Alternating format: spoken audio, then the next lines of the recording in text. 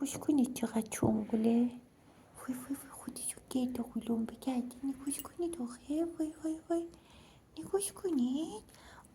وای وای این پاچه‌ای که عاشقش شد مامانش بهش داد، اونم توپ زردش. اینم پیکوی من، اینم ملافه نارنجیش. وای وای وای اینم لاواندا.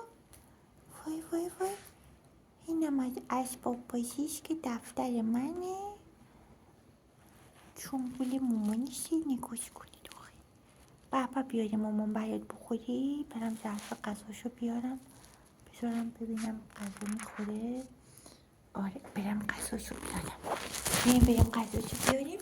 اینو واسش بذارم براش روی تخت ببینم چی میخوره.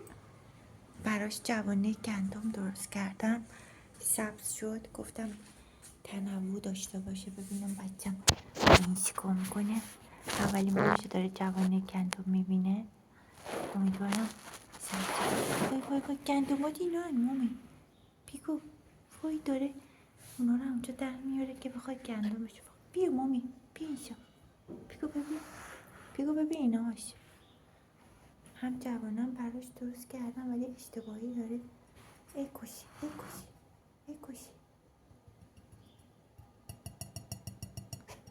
اونا رو در نیار. بیا اینجا بخور. مداخله نمی کنم تو کار بچه. ای کلا بالاخره دید.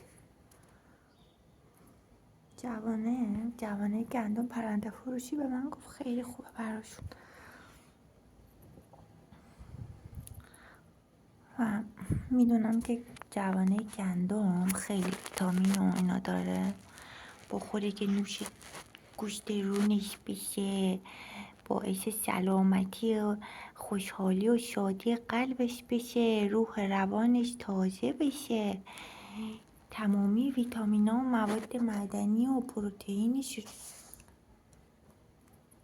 تامین بشه. بخوری که عشق منه بیگو. نوش جونه. بخور قشنگم.